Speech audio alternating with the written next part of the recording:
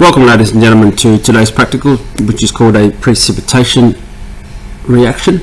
A precipitate is when an insoluble solid is formed when two liquids are mixed.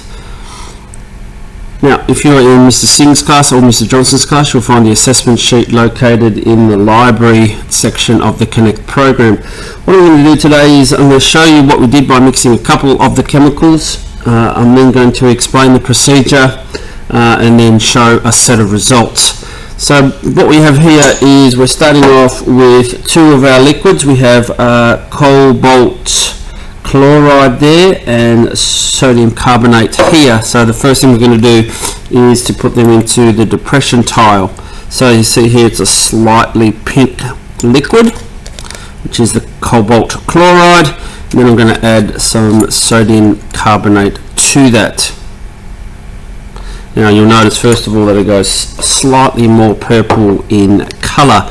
Then what we do is we would take that, and on the assignment sheet this particular reaction is the first one, so I will place a couple of drops there. Then what we do is we will leave this overnight. Now the other two that we have is probably our most famous one, which is potassium iodide and lead nitrate are the two chemicals that we're using here.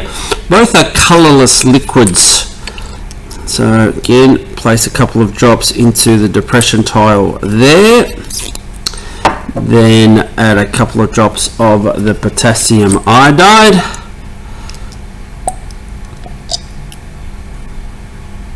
And we end up with that beautiful yellow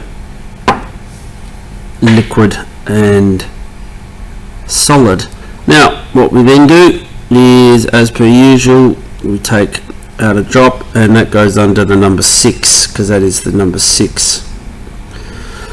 Okay, now we will do that for all 9 of the reactions that are on the assignment sheet or from any of the reactions that your teacher has asked you to do. From here what we will then do is we'll have a look at the results and to see what happens after we leave it for a day, and we leave it for a day to get rid of the liquid part of the material, and then if there is a precipitate left, it's left as a solid on the black card.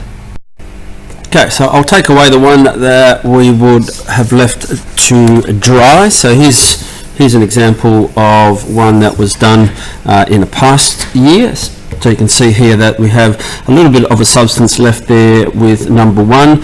You'll notice number 2 there, we have a blue precipitate that's been left. 3 there just looks like a stain.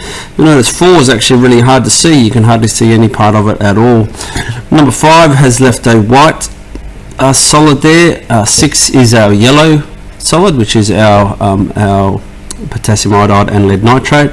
We see 7 there. We have a blue. We look like we have a ring, like a wet ring for number 8, and we have the white precipitate that's formed with activity number 9 there.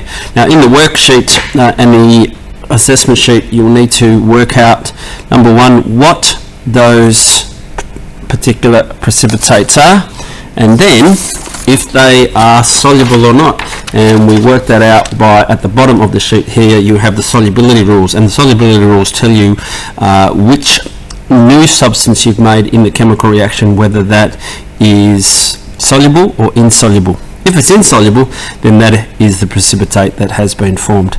Once again, if you have any questions or concerns, please see your classroom teacher. Thank you very much.